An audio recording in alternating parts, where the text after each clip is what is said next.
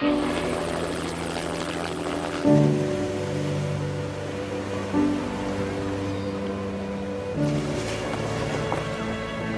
n'a jamais rêvé de voler comme un oiseau?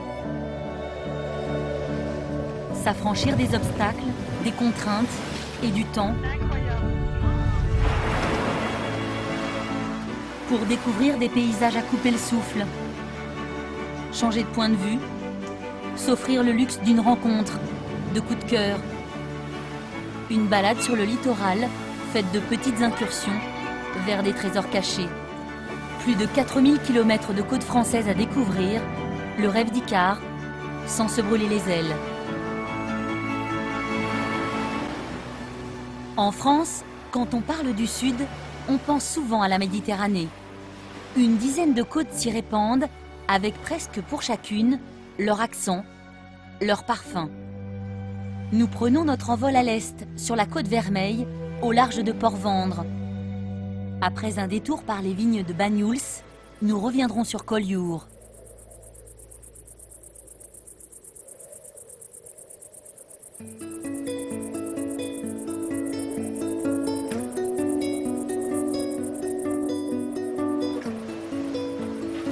Jadis, Port-Vendre servait de liaison entre le monde d'Orient et le monde d'Occident. Pour simplifier, le port qu'on appelait à l'époque Portus Veneris était en quelque sorte l'union pour la Méditerranée avant l'heure.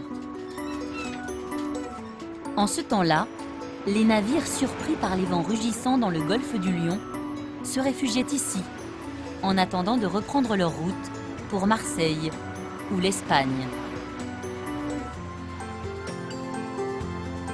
Certains autres, incapables de se mettre à l'abri à temps, font désormais le bonheur des chasseurs d'épaves, comme Alain. Il y a de très belles épaves, on a 4 épaves principales, dont 3 qui sont à moins de 5 minutes de Port-Vendre. Et ça nous permet en fait d'être un peu la capitale de la plongée épave sur la côte Vermeille.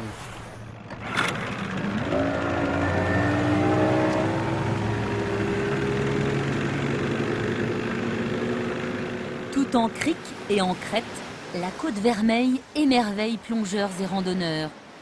Les aficionados des bains de mer filent, eux, vers l'Espagne. C'est au-dessus du Cap Béar que nous retrouvons Alain. Le plongeur a choisi de nous faire visiter un cargo écossais torpillé en 1944 que les Allemands avaient réquisitionné et transformé en navire de guerre.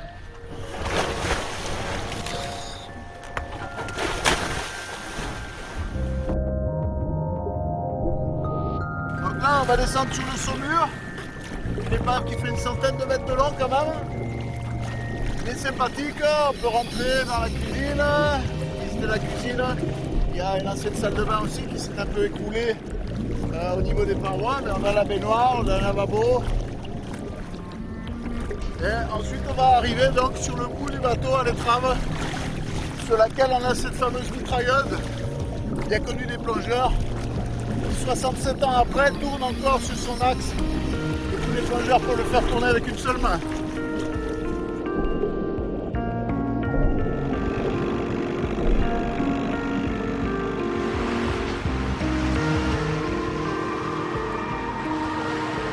Là où, comme on dit ici, les Pyrénées tombent dans la mer, ils pourront toujours se baigner à Banyuls, dernière station balnéaire avant la frontière. Banyuls est connue pour le vin qu'on y produit. La ville est entourée de coteaux où sont ramassés les raisins qui bénéficient d'un ensoleillement exceptionnel. Sur le massif des Alberts, fidèle au poste, la tour Madlock n'a pas bougé d'un poil. Déjà, au XIIIe siècle, ces contreforts étaient couverts de vignes. Et comme à l'époque, les vignerons doivent pousser la hotte au sommet avant de tirer leur nectar. De toutes les vignes qu'on a, c'est celle qui est quasiment la plus en pente. Et c'est la plus sauvage aussi, c'est-à-dire qu'elle est vraiment au milieu de la garrigue. Pour nous, c'est la plus dure à travailler, mais c'est notre plus belle vigne, c'est celle où vraiment on a une attache particulière à cette vigne, quoi. C'est un terroir absolument exceptionnel.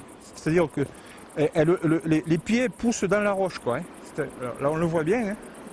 Là, il y a la roche partout, quoi.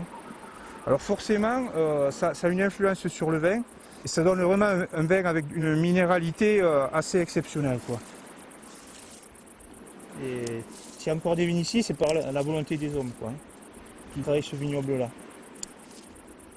Alors effectivement, c'est dur, mais moi je considère que c'est pas plus dur que de passer 8 heures dans un bureau devant un écran d'ordinateur.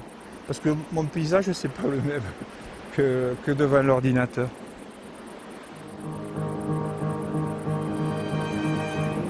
À l'époque où les Pyrénées passent de main en main, Fort Saint-Elme défend tour à tour roi de France et d'Espagne.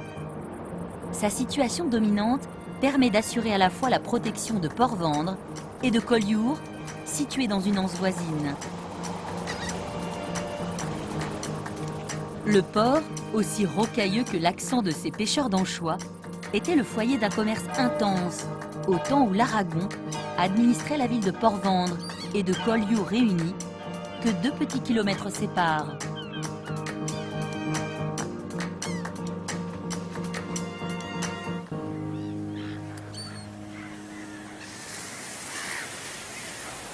Plus à l'est, il n'est pas banal le village de Gruissant, aussi rond qu'un coquillage emberlificoté autour de sa forteresse médiévale, classée monument historique.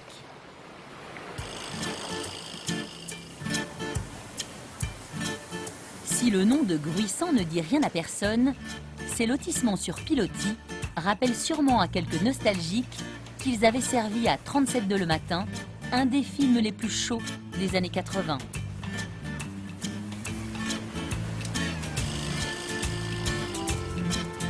Préparez-vous maintenant à contempler des œuvres dignes d'un extraterrestre. Voici la première de toutes, Cap d'Agde, une station balnéaire construite dans les années 60 dans le cadre de la mission Racine. Une politique de grands travaux visant à développer le littoral languedocien. Les mauvaises langues y avaient vu une intention d'aligner des vacanciers comme des sardines en boîte.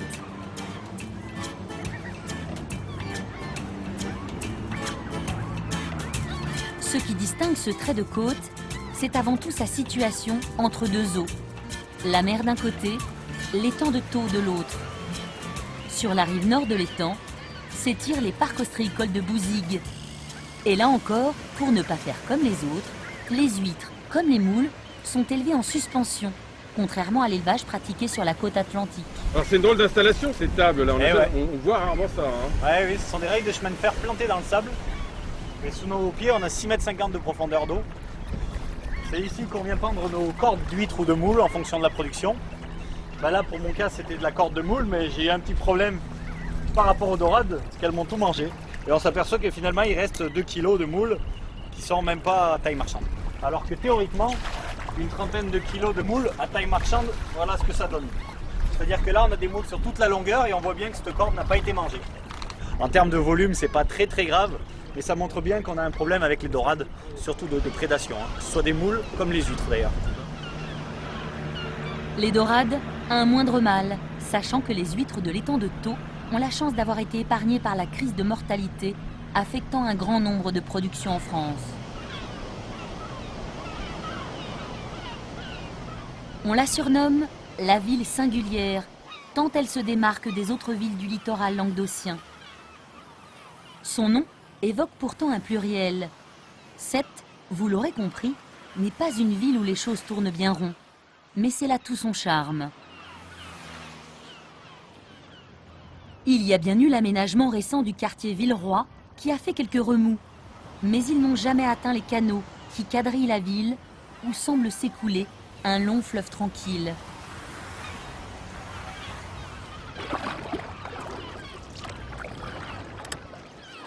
La Pointe Courte, c'est vrai que c'est un endroit très particulier à Sète. C'est un mini-port, c'est un port de poche, c'est assez pittoresque.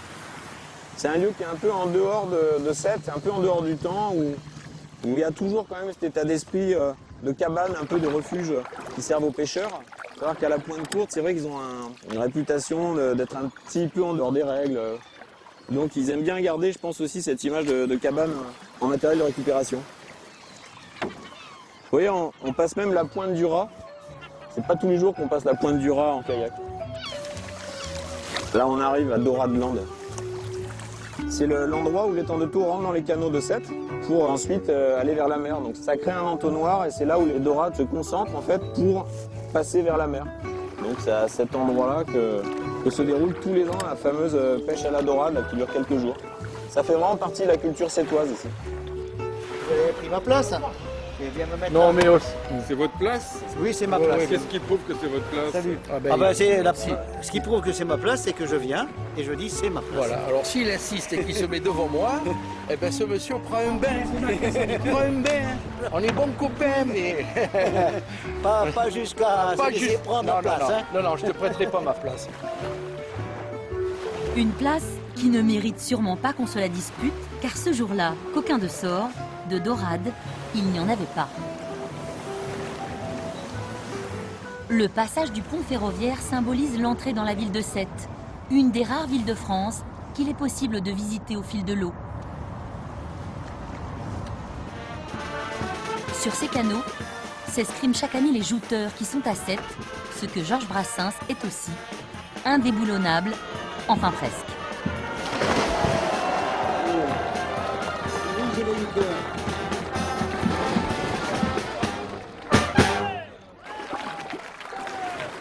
Passé le pont de la Savonnerie, amarré en plein centre, les tonniers assènent la tradition maritime de la cité. Ils sont pour ainsi dire rivés à quai, depuis que l'urgence a contraint les États à durcir les règles qui régissent la pêche au thon.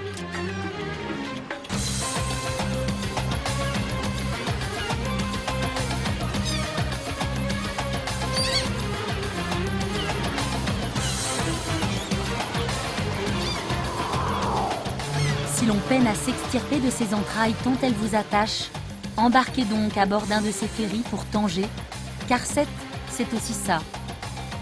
Une porte vers l'Afrique et le monde, ouverte 7 jours sur 7.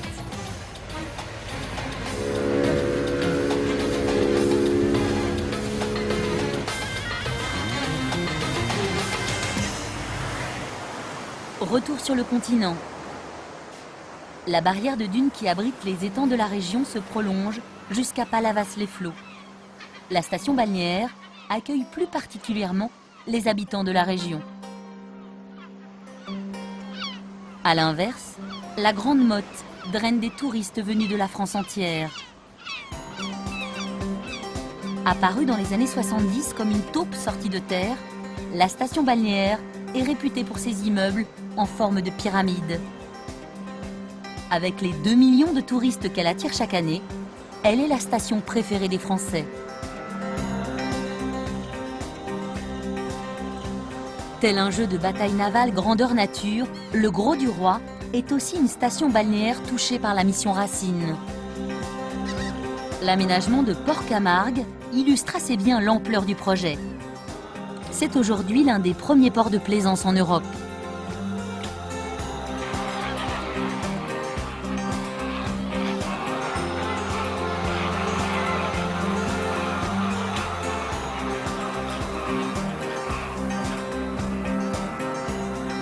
Emportés par les flamants roses, nous passons au-dessus de la Camargue pour faire escale à Fos, Marseille, puis Toulon, situés sur la Côte d'Azur. Les escadrons de flamants roses et les chevaux ne laissent planer aucun doute. Nous sommes au-dessus du parc naturel régional de Camargue, dont les Saintes-Maries de la Mer est souvent désignée comme la capitale.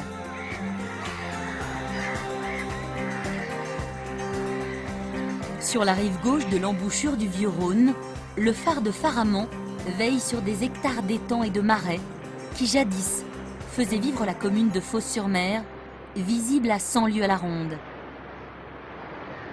Un passé mort et enterré sous un complexe industriel qui fait tourner l'économie de la ville à plein régime. Fos-sur-Mer a dans son arsenal d'industrie l'une des 12 raffineries françaises, une véritable poudrière où débarquent régulièrement des tankers chargés de matières explosives. Inutile de préciser que la manœuvre d'approche de ces bombes flottantes n'est pas confiée à n'importe qui. À Fos, on a pas mal de méthaniers et celui-ci vient environ une fois par semaine. Donc c'est un bateau qui fait 230 mètres et qui est rempli de gaz. C'est une énorme bouteille de gaz flottante, donc c'est très très dangereux. Il n'est pas question de faire des inepties. Et de toute façon, toutes les manières sont délicates.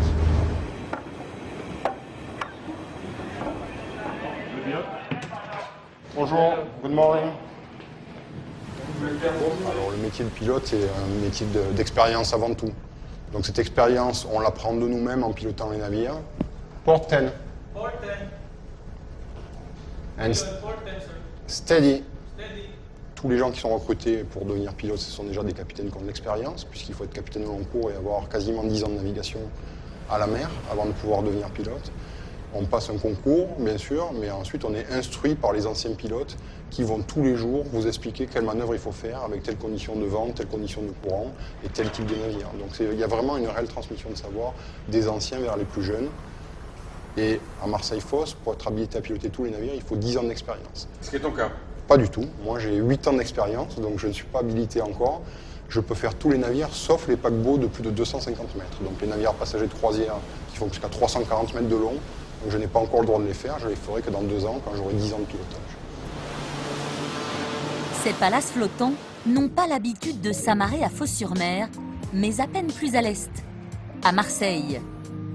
L'un des ports sûrement les plus atypiques de Méditerranée. Redoutée, courtisée, la voici. Marseille et ses quartiers. Populaire au nord, huppé au sud et la balle au centre, histoire de mettre un peu d'huile sur le feu. En gardienne incongrue du joyeux melting pot, Notre-Dame de la Garde, alias Bonne Mère, veille comme elle peut.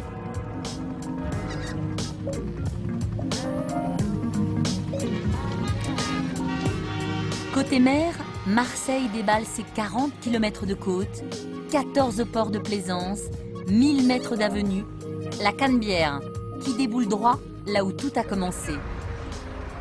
Ça va? C'est le Marseille. C'est tous ces petits poissons là qui donnent le goût et qui rentrent dans la composition de la bouillabaisse. Voilà. Alors vous m'amenez tous ces poissons et on va démarrer le cours comme ça. Hein? Allez, c'est parti. Pour faire la soupe de poisson justement, hein, vous avez tous les petits poissons qu'on ne peut pas forcément vendre dans la pièce et qui rentrent dans la composition de la bouillabaisse. Le Vieux-Port est la vitrine historique de Marseille. L'activité portuaire en a été éloignée pour faire place aux plaisanciers. Même le ferry qui traverse le port depuis 1880 s'est mis à l'énergie solaire. Pas gratis, mais peu cher. Et Pagnol, qui le mit en vitrine dans ses romans, s'en retournerait dans sa tombe. Les Marseillais eux-mêmes en parlent désormais sans accent. Alors comment on dit, ferryboat ou ferryboat? Ben on dit ferryboat. C'est une des lignes les plus courtes du monde, c'est ça hein? Tout à fait, c'est une ligne qui fait 283 mètres. Et chaque fois, comme vous pouvez le constater, on est obligé de changer de côté, puisqu'on le fait 120 aller-retour. Par jour, oui. On arrive à passer en moyenne 4000 à 5000 personnes par jour régulièrement. C'est parti pour un nouvel aller-retour alors. Hein? Ben oui, 1 minute 30 à peu près à vitesse lente pour justement... on donne la possibilité aux passagers de voir la vue qui est exceptionnelle sur Marseille. La meilleure vue sur Marseille est pour sûr celle qu'offre l'archipel du Frioul, amarré à 2 minutes de là. 2 îles attachées par un port, Pomègue et Ratonneau, où l'ancien fort domine les calanques Saint-Estève. Le meilleur spot de Marseille pour la baignade, paraît-il.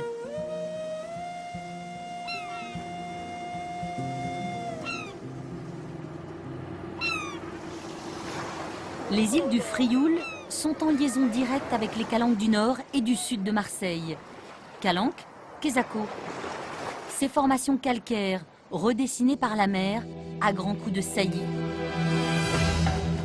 La calanque de Sorgnou, par exemple, est la plus large de toutes.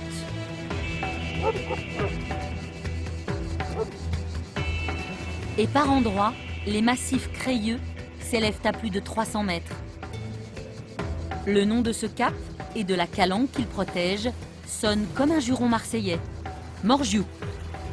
Pour l'atteindre, il n'y a qu'un chemin sinueux et pentu, comme pour accéder à cette autre faille qui réserve aux courageux une récompense paradisiaque.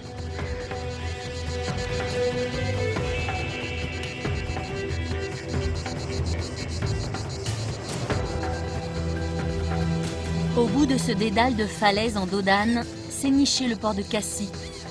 La cité touristique tire gloire de son vin blanc, capable de griser les plus réfractaires au charme de Bacchus. Cassis accueillait dans ses eaux ce jour-là l'un des plus grands voiliers d'Europe, le Belém, un peu l'ambassadeur de la marine nationale.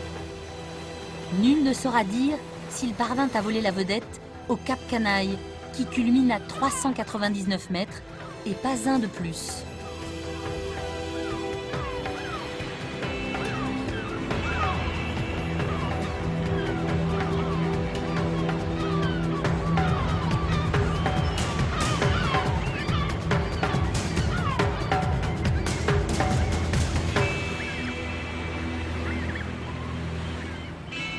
Après ces dernières images des Calanques, plongeons dans les eaux turquoises de la Côte d'Azur. Toujours plus à l'est et dans une zone maritime devenue légendaire. Nichée dans la baie mitoyenne à la rade de Toulon, Sanary-sur-Mer fut le point d'ancrage d'une illustre palanquée surnommée les Trois Mousquemers. Avant eux, on ne pouvait compter que sur ses poumons pour descendre sous l'eau. Car le trio de plongeurs a notamment mis au point le détendeur, une invention qui a depuis fait le tour des océans. L'île des Ambiers ferme la baie de Sanary au sud. Les siècles ont passé avant que ces pâturages salés ne deviennent ce charmant refuge. Un changement qui s'opère à la fin des années 50, quand le créateur du plus ensoleillé des apéritifs achète l'île. Paul Ricard allait dépenser des fortunes pour aménager le site et faire construire son port de plaisance.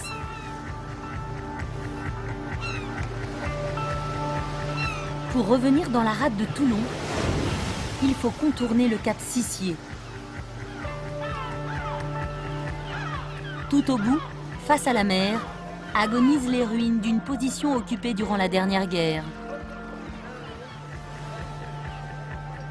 À cet endroit, sous 36 mètres de fond, gîte une épave coulée exprès pour servir d'aire de jeu à des plongeurs scientifiques en mal d'entraînement.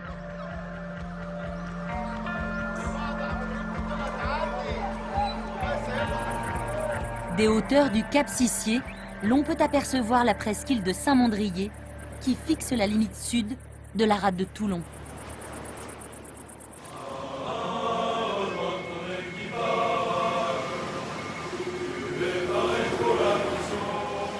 Voici l'une des 3 frégates anti-sous-marines du premier port militaire de France. Dans la rade de Toulon, stationne le gros de la Marine nationale. Et inutile de le claironner sur les toits, ça se voit. La protection naturelle de la rade à l'abri des montagnes lui conférait dès le XVIe siècle sa vocation de port de guerre. À la croisée des chemins entre Marseille et Nice, Toulon ne tire en revanche aucune gloire de son trafic routier, régulièrement en rade. Les habitants, lassés de perdre des heures à contourner la rade en voiture, n'ont pas longtemps résisté aux sirènes des navettes du réseau Mistral. Les embarcations maritimes traversent la rade en 20 minutes seulement. Elles sont à Toulon ce que les vaporettos sont à Venise, à la différence près que les usagers ici embarquent pour aller travailler. Le succès du réseau urbain est tel que depuis peu, même les militaires ont droit à un arrêt. Mais gare aux sommations, pour s'en approcher, il faut montrer patte blanche. Un petit peu de remue-ménage, je sais pas ce qu'il faut. Gibase naval des réseaux Mistral.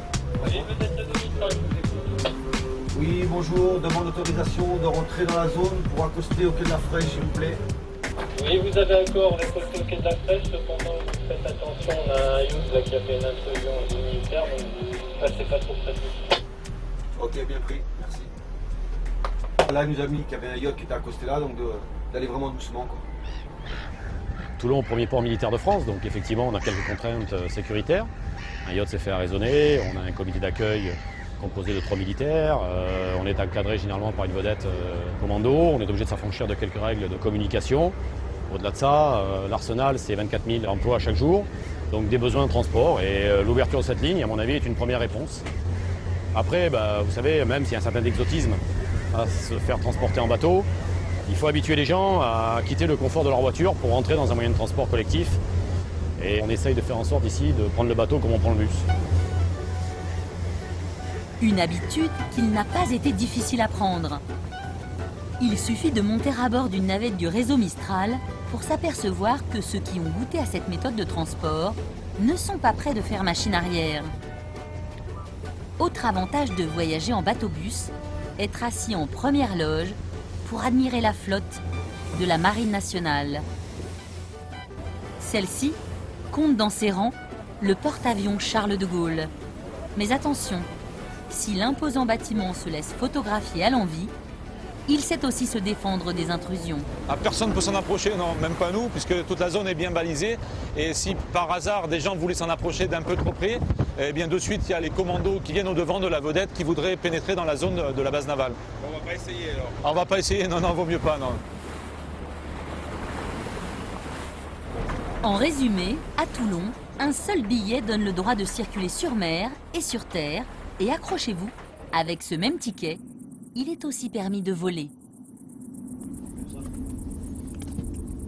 Alors, qu'on prenne le téléphérique, le bus ou le bateau à Toulon, avec le même ticket, on peut utiliser ces 3 moyens de transport pour se déplacer. Et le téléphérique nous permet d'arriver au sommet du Mont Faron. Et du sommet du Mont Faron, on aura une vue splendide sur toute la rade de Toulon, la petite rade où évoluent les navettes du réseau Mistral. Et c'est vraiment excellent.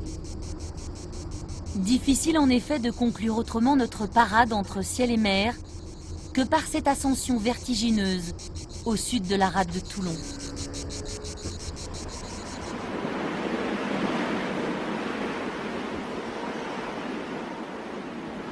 À partir de la presqu'île de Gien, nous pénétrons dans un autre monde, celui du golfe de Saint-Tropez et de ses petits villages provençaux.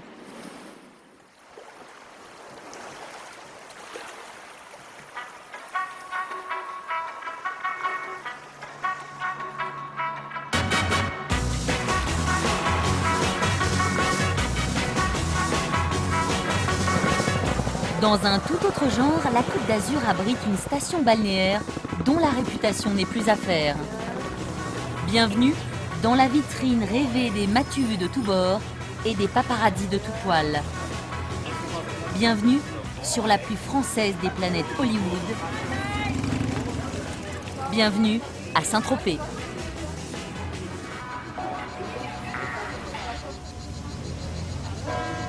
Il n'est pas si loin le temps où le port de pêche s'endormait au champ des Grillons, où les matins diffusaient sans autre parasite les voix de maraîchers aux accents de Provence. C'était avant que ne déferle sur la station balnéaire la vague yéyé des années 60, un raz-de-marée qui charriait au passage les yachts qui font la réputation de Saint-Tropez et s'y agglutinent un peu plus chaque saison.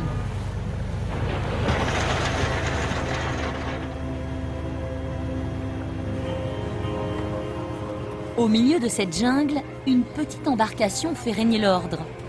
Aucun yacht ne peut appareiller sans l'autorisation de Brigitte, qui tient dans le port le haut du pavé. Pratique, hein? Le plongeur qu'elle remorque est, lui, chargé de remonter les centaines d'ancres qui gisent au fond de l'eau.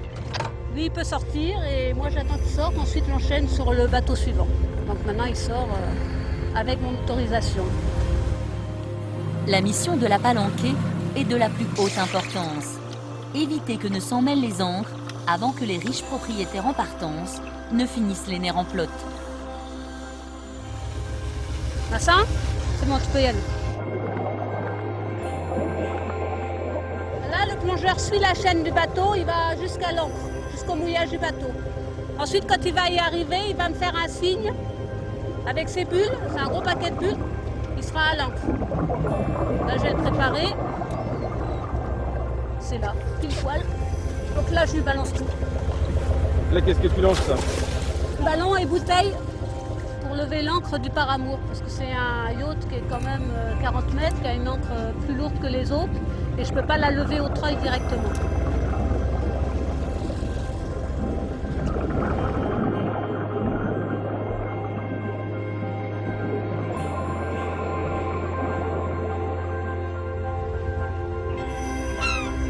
Vous avez vu?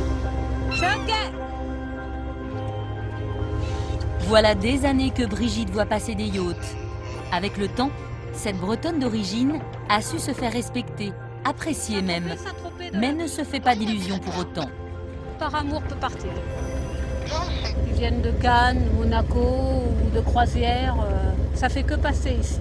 Ça passe, ça passe. Et il y en a qui passent plus vite que d'autres, on voit à peine. Saint-Tropez, c'est un peu une planète, on apparaît et on disparaît comme ça, on ne sait pas ce que sont devenus les gens. Ils brillent et puis hop, terminé. Les bateaux, c'est pareil, il y en a qui disparaissent, c'est très superficiel. Il faut se protéger quoi, de ce monde-là, on ne peut pas trop s'investir, il faut rester à côté, il faut rester à sa place. Sinon, vous risquez d'être déçus. La bulle, le père amour est largué. Oh, il va aller à Pampelonne. Non, parce qu'ils y vont tous, il suffit qu'il y en a un qui y va et ils y vont tous. Comme ça, ils se montrent entre eux. C'est moi qui ai le plus gros bateau, c'est moi qui ai la plus jolie fille, c'est moi qui ai le plus d'argent, c'est ça.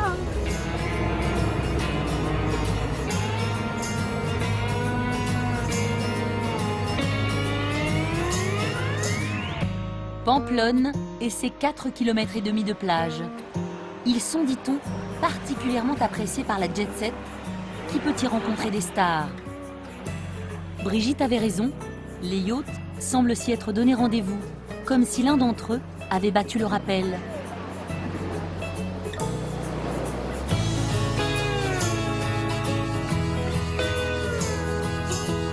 Juché sur la colline qui domine la campagne de Pampelonne, Ramatuelle a un charme tel que les people en sont fans. Des étoiles grimpées au firmament s'arrachent à prix d'or des propriétés à d'autres stars en cours d'extinction. Emboîtés l'un dans l'autre, Port Cogolin, mais surtout Port Grimaud, gigantesque copropriété privée sur l'eau, sommeillent au fond de la baie. Par-dessus le massif de l'Estérel, nous approchons de la Riviera, avec Nice et surtout Monaco.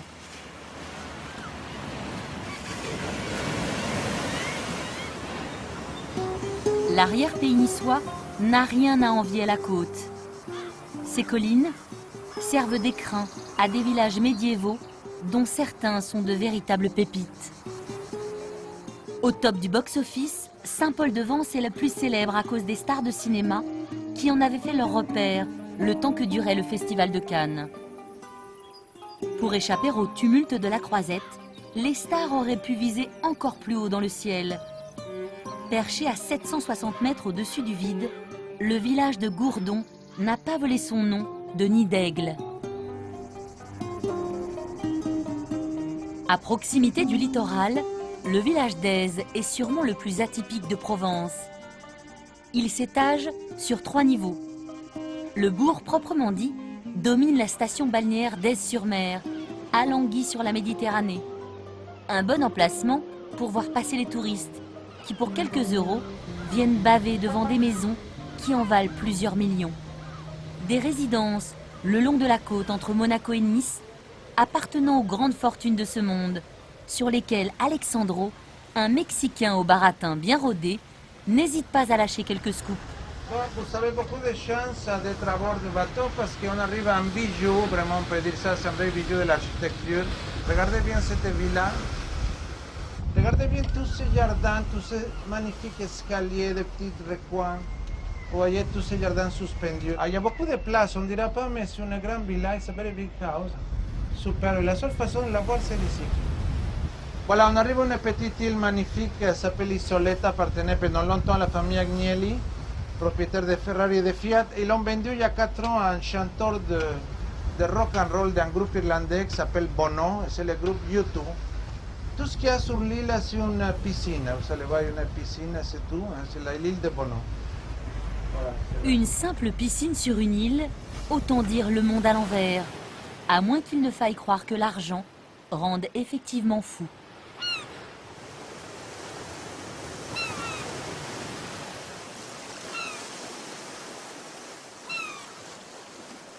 Après leur tournée des palais de bord de mer, après avoir parfois rêvé de débauches et de luxe, les touristes peuvent compter sur Alexandro pour remettre en douceur les pieds sur terre.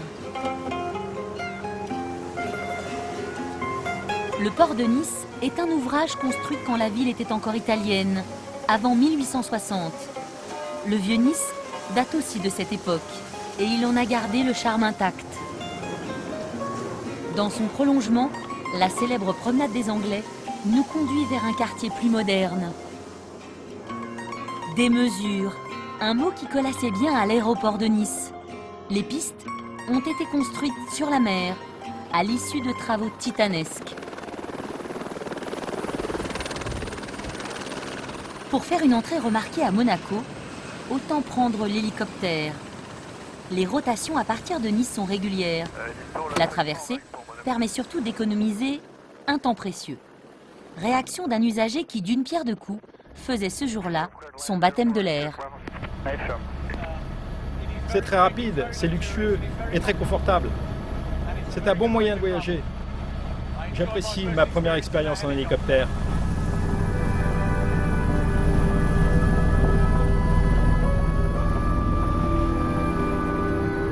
Ce caillou est le siège de la plus ancienne dynastie régnante de la planète. Un album de famille de plus de 7 siècles. Voici où en a été tournée la dernière page. Dans ce palais, Monaco célébrait en 2011, devant les caméras du monde entier, l'union du prince Albert et de Charlène.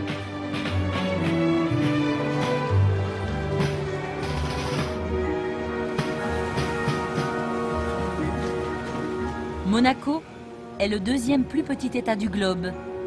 C'est pourtant dans sa baie que viennent s'ancrer les plus gros yachts. Dans ses palaces que descendent les plus grandes fortunes. Mais attention, sans argent, seul le rêve est permis.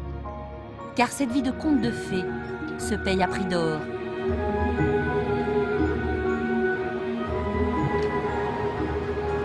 Entièrement gagné sur la mer, le quartier Front-Vieille est la zone industrielle du royaume. La majorité des compagnies qui s'y trouvent, n'en soyez pas surpris, commercialisent des yachts. Voilà, en tout premier lieu, ce que viennent chercher les habitués des palaces de Monaco et consorts. Des places aux premières loges sur la principauté qui fait son show.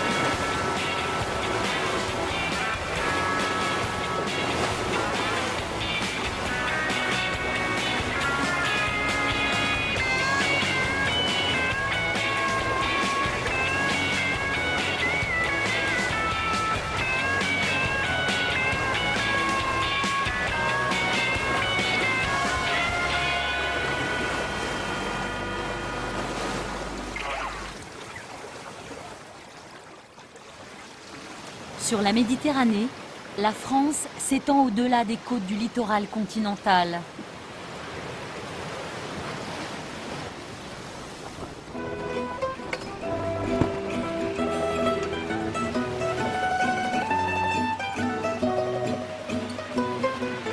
Pour visiter la Corse, autant commencer en beauté. L'arrivée par la mer n'a pas son pareil. Le nombre de touristes qui fait ce choix est en plein boom.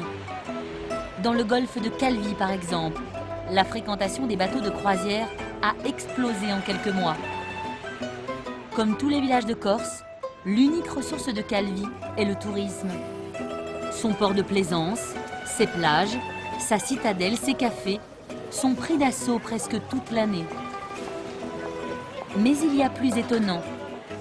Stationné en gare de Calvi, le petit train, comme on l'appelle ici, lui non plus ne désemplit pas. Il faut dire que l'itinéraire qu'il emprunte pour atteindre l'île Rousse offre une vue imprenable sur le littoral.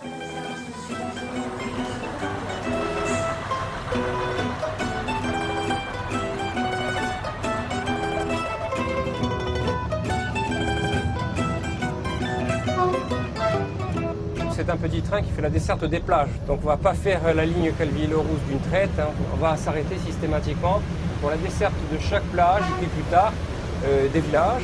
Et c'est un train qui a beaucoup de succès évidemment pendant la saison d'été.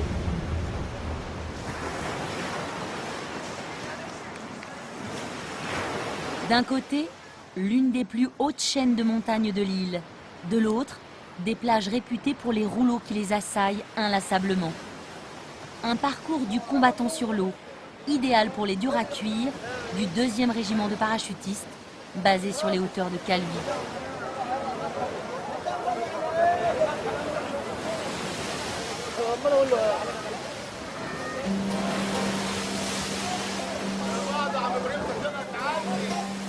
Pour ne pas alarmer inutilement les estivants, les légionnaires s'entraînent à l'écart de la station balnéaire d'Algajola, l'une des plus prisées de Haute-Corse.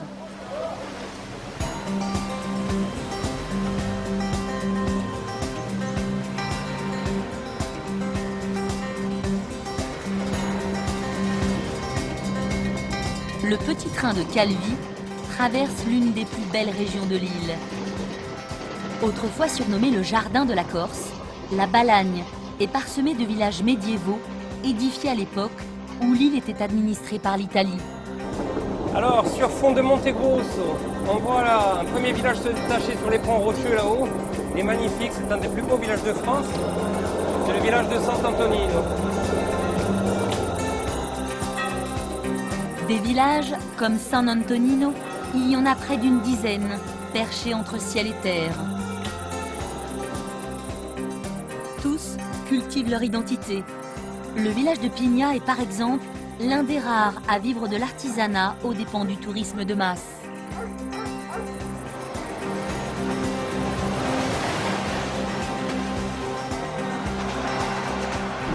Ça y est, on arrive. On arrive à Île-Rousse, puisqu'on aperçoit là-bas au fond l'île de la Pietra. La Pietra, c'est la plus grande des îles que l'on trouve. Et puis surtout, on voit le phare là-haut, qui est toujours en activité, qui avait été construit à l'époque de Louis-Philippe. Au terminus du train, l'île Rousse doit son nom à la couleur du granit qui constitue le corps de l'archipel.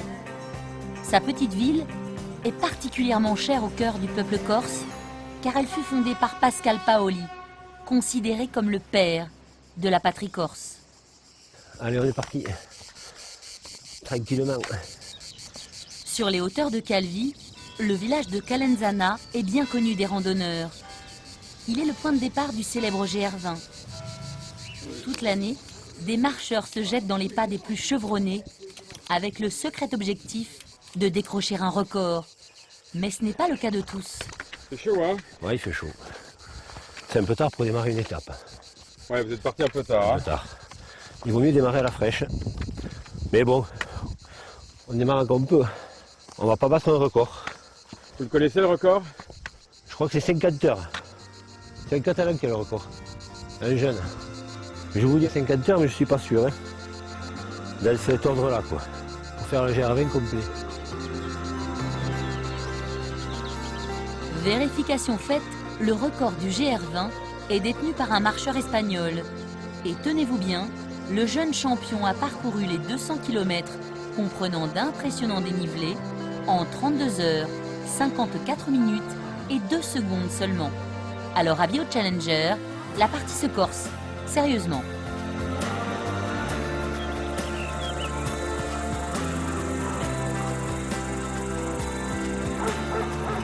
Pour rejoindre le littoral, les variantes ne manquent pas. Mais la beauté du paysage est telle que l'on ne résiste pas à flâner en chemin. Et pourquoi pas sur la cime du Capo Tafonato, qui culmine à plus de 2300 mètres.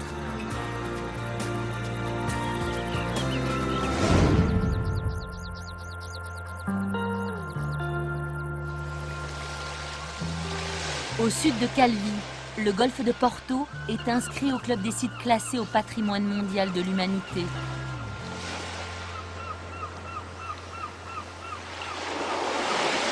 À l'extrémité sud du golfe, les calanques de Piana sont elles aussi protégées par l'UNESCO. La tour génoise de Porto est un poste d'observation unique sur les récifs qui bordent la réserve de Scandola.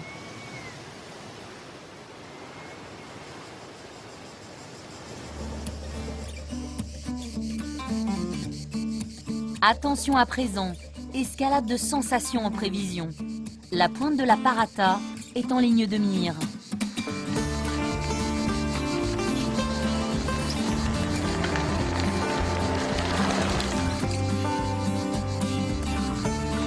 Nous sommes au nord-ouest d'Ajaccio, dans ce qu'il convient d'appeler un espace entièrement dédié aux activités de plein air.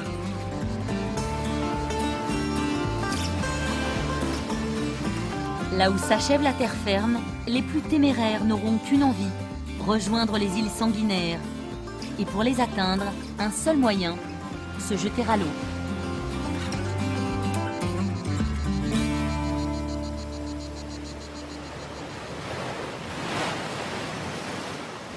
Donc là, on va sur l'île principale, Medzumar, plus connue sous les îles sanguinaires. C'est des passages ici où si on passe un peu de bonheur le matin, on a la chance de voir les dauphins de temps en temps. Mais c'est aussi la porte un petit peu de l'enfer, puisque dès que la mer elle est mauvaise, dès qu'on passe ici, on peut multiplier la houle par 2, voire par 3. Pourquoi est-ce qu'on appelle ces îles les îles sanguinaires? Alors, le coucher de soleil sur la roche rouge avec des plantes aussi qui changent de couleur en automne et qui viennent un petit peu rose-rouge. Donc ça fait un petit peu sanguinaire de loin. On avait aussi, donc par rapport aux lépreux, presque un mouroir. Donc on pourrait dire que c'était sanguinaire. Après, chacun va y mettre un petit peu de sa version. C'est pas vraiment laquelle est la bonne. Chacun prend la sienne et puis fait son petit rêve. Voilà.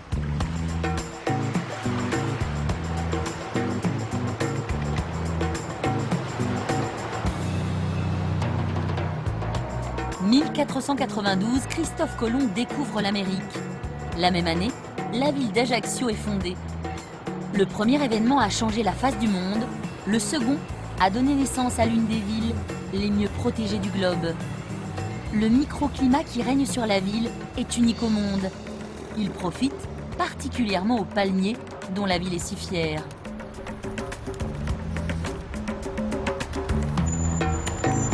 S'il n'y avait pas les palmiers, Ajaccio ressemblerait plus à rien.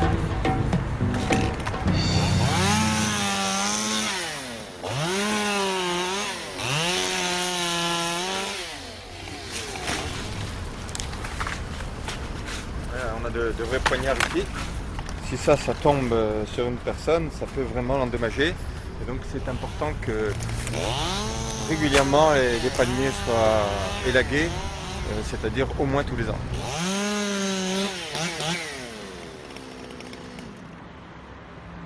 Qui est-ce qui a eu cette idée de génie de faire planter des palmiers sur cette île? Écoutez, on en voit sur les vieilles photos d'Ajaccio déjà au 19e siècle. Et puis les palmiers étaient principalement auparavant des palmiers dattiers. Et les palmiers les plus importants que vous pouvez voir aujourd'hui, par exemple autour de la mairie d'Ajaccio, qui font près de 20 mètres de hauteur, ce sont des palmiers qui datent des années 1902-1905.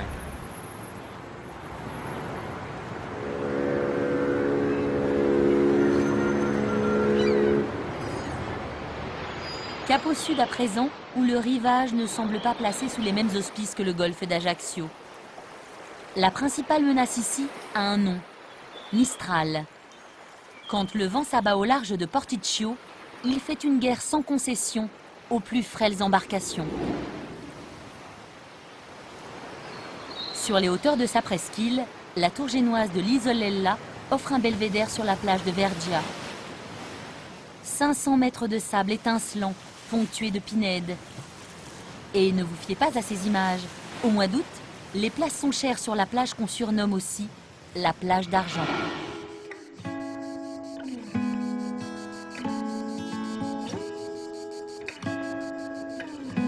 À proximité de Sartène, l'envolée du mercure est exponentielle. Perchée sur son piton rocheux, Sartène revendique d'être la plus corse des villes de Corse. Appréciation toute personnelle de Prosper Mérimée, auteur du célèbre roman Colomba, un mélodrame brûlant qui s'achève en vendetta.